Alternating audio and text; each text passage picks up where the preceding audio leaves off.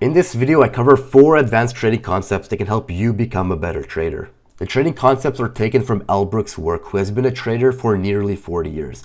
This video was originally going to be unlisted to help out a fellow trader, but there ended up being so much good information that I had to change this to release to the public. If you're looking for a dopamine hit, this video is not for you. It's unfiltered, pure, boring price action and can be confusing if you never read Dr. Brooks' work.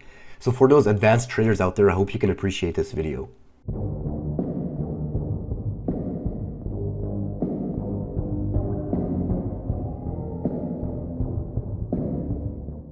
Forgive me for my voice, I'm a little underwater right now, but I'll basically give you a couple of price action tips on this particular day which you hesitated on.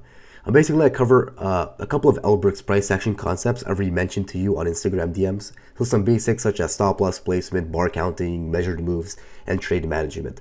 So first I'll show you how I got over hesitation you've been experiencing recently using one of his concepts, which is called bar counting. I always hated entering as price action forms in real time, and bar counting helps keep the variables consistent with your entry strategy and makes you stay patient as you allow the bar to close before making a decision.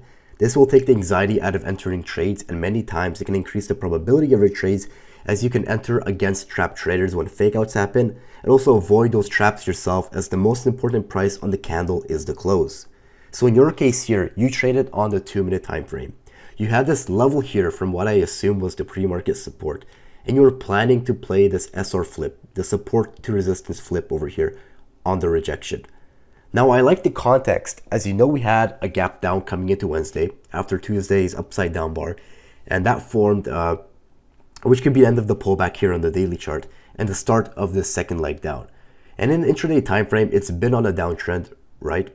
Right before market open, we put in this lower low and started to pull back. The market opened, had a strong push down, creating this confirmed lower high, got below this level, and now it's forming a pullback to retest. Now you hesitated on this bar over here as it was forming, which is completely fine because it's very difficult to gauge the probability before the bars close. It can very easily shoot back up as the bar begins to close, invalidating the whole reason you entered it in the first place. Been there, done that many times early in my trading career. Or what happens is in the following bar, it ends up waking up a second time, it will stop you out and before it continues back down. Now just by using Brooks bar counting and correct stop loss placement, you can avoid the anxiety of this predicament and take trades with a positive trader's equation. You may want to look into bar counting from the source, but quite simply you count the number of times a bar has gone below the prior bar during a pullback and place a stop sell limit order 1 tick below a signal bar that closed to anticipate the bear flag's continuation. For example, this right here is a technical low 1 bear flag because it's the first time the bar broke below the low of the prior bar after a pullback. We can see the prior bars had consistent lower lows until this inside bar formed. So when the following bar broke below the low of the inside bar, it created our first count called a low 1 bear flag. Then we had another leg up following that bar, which was the first bar that rejected off your level, which met your criteria, and it was followed by a low 2 bear flag when the next bar broke below its low. When taking these flags, it doesn't matter at which count you take the entry, as it's all the same trade at the end of the day. All it does is it allows you to create an entry strategy, as no matter what price you enter at, the correct stop loss is in the same place, the area in which the trade is invalidated, which I'll get to in a second. The highest probability entry is usually the low 2 bear flag, because this means the market tried to do something twice and failed, and when the market tries to do something twice and fails, it usually does the opposite.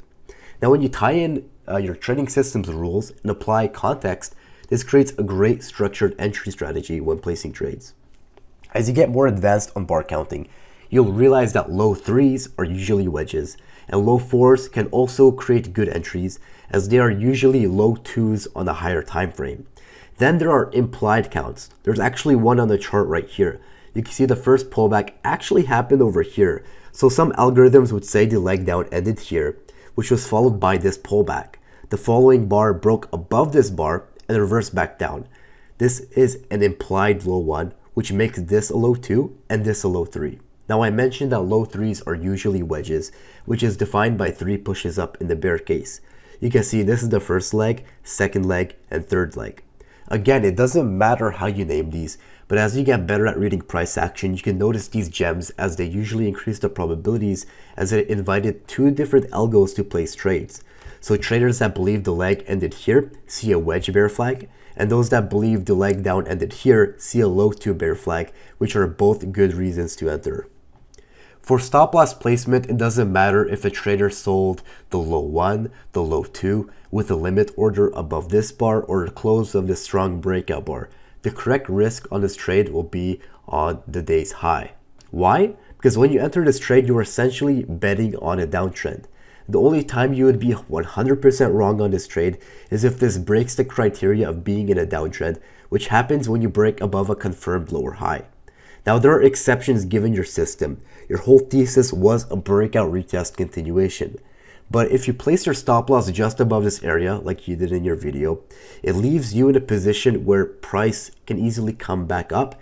Take out your stop loss before continuing back down. Even if, let's say, price shoots up all the way over here, the premise of a downtrend is not broken, and by the close of the bar, it can very well come back down and close below the resistance level, which would still back this as a valid pullback breakout retest, but it'll just make it a negative gap variant. The only time you would consider getting out is if there's a bull breakout bar closing well above the level, or consecutive small bull bars grinding up to that level, which if you think about it, it would be a breakout bar on a higher time frame, in which in that case, you can get out with a small loss at a 0.5R or 0.6R loss. You can actually put your stop loss tight above the signal bar, but you have to be willing to re-enter if it takes you out and rejects a second time.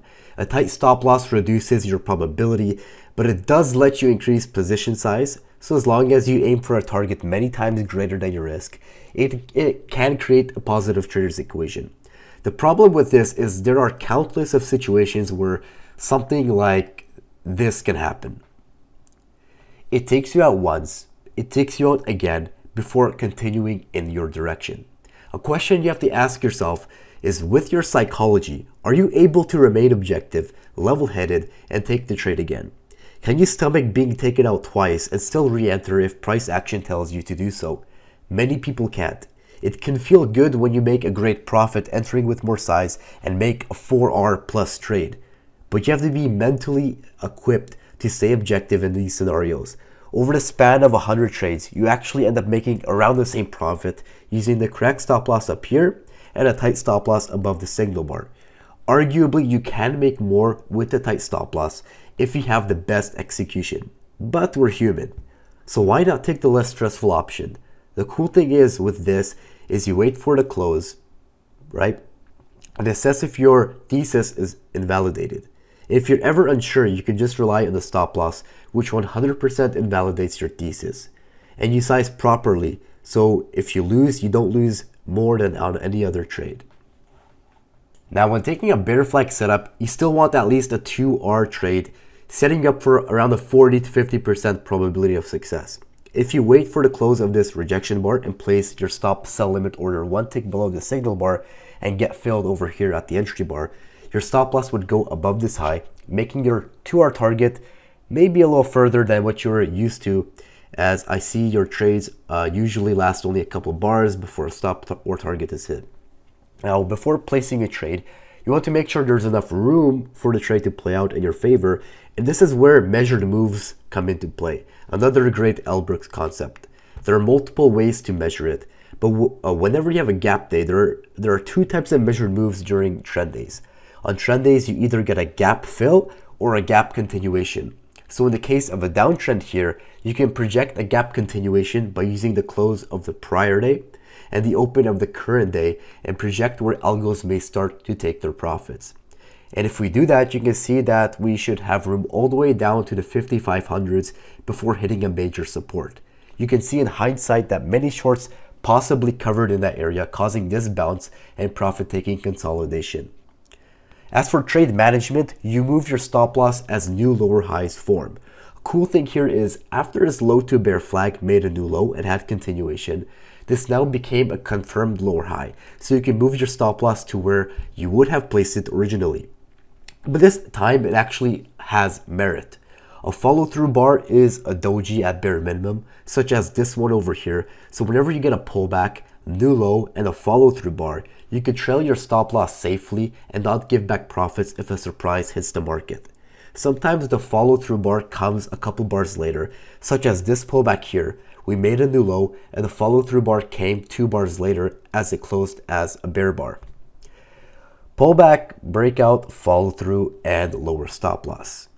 Here you hit the 2-hour target, but you can leave a runner for major support such as a measured move like this one if you think it makes sense, or you can continue trailing the stop until you get taken out. Now this is the 2-minute time frame. I find the 5-minute time frame to be the most reliable when day trading for both entries and trade management such as stop loss trailing, because pullbacks that break trends on smaller time frames end up just being regular pullbacks on the 5-minute time frame. The 5-minute chart, in my opinion, is the sweet spot for letting the trend ride, while also avoids you from giving back profits on pullbacks than if you were to, let's say, use the 15-minute time frame for management. So that's pretty much it. And as a bonus on this day, there are some other great price action gems I traded. If you use rake levels, which are plotted here, here, and here, you can see some good context flags on the 5-minute chart. And you can use the same concepts to structure an entry. For example, back here, you see this low 1 bear flag. And on this second pullback, it forms 3 inside bars, which is a triangle on a smaller time frame. On this bar, we get a breakout above the inside bar and reverse back down, forming this outside down bar and also a low 2 bear flag. This is a high probability trade because if you recall in the beginning of the video, I said you could enter against trap traders when fake outs happen, and this is one of those situations. Stop loss goes above the latest major lower high, and you are at minimum targeting a 2-hour trade down here, which again falls within that gap continuation measured move. So as the market opens, we get an implied low 3 bear flag, which is a wedge bear flag, and breakout to a new low. By the close of this follow through bar, the cool thing is you can now tighten your stop loss all the way down here, and now you have a position size to work with. So when you got your breakout retest trade here, you can see this is a low 1 bear flag on the 5-minute chart, which is in good context because 1, it's an inside bar, 2, it's a possible 1, 2, 3 pattern, and 3, the following bar, it broke above the high first, trapping weak longs, then it reversed back down, rejecting resistance, and became an outside down bar. So entering with a stop sell limit order 1 tick below the signal bar, you could add on to your winning trade and add on the size that you lowered your risk with by trailing this original stop down here.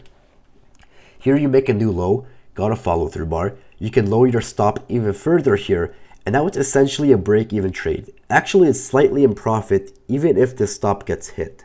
So now you can just ride the trend and keep trailing the stop lower when new major lower highs form. So a new low, follow through, lower stop in profit.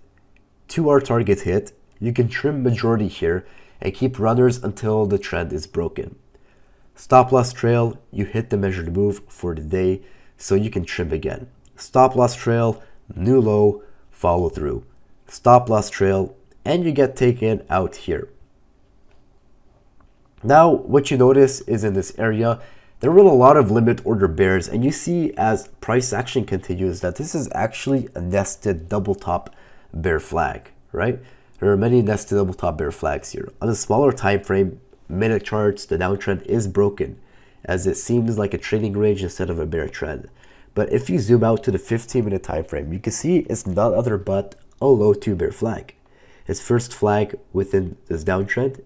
If you were to structure a trade on this 15-minute time frame, stop loss being at this previous major lower high, entry at this low 2 bear flag, you can see how accurate these algos can be from time to time, as when it got to the 15-minute 2-hour area, end of the session, this was the bottom of the trading day, and where a lot of limit orders took their profits, causing an aggressive reversal after the sell vacuum found buyers. So this day had a lot of price action gems with all sorts of variants related to bar counting, which is what confused me as a trader when learning about this 4 years ago. Anyway, I hope that anyone that watched this video found this helpful. Congratulations if you are here right now as you got to the end. You are in the 1%. If you find these videos helpful, give it a like and feel free to suggest things you want to see in upcoming videos.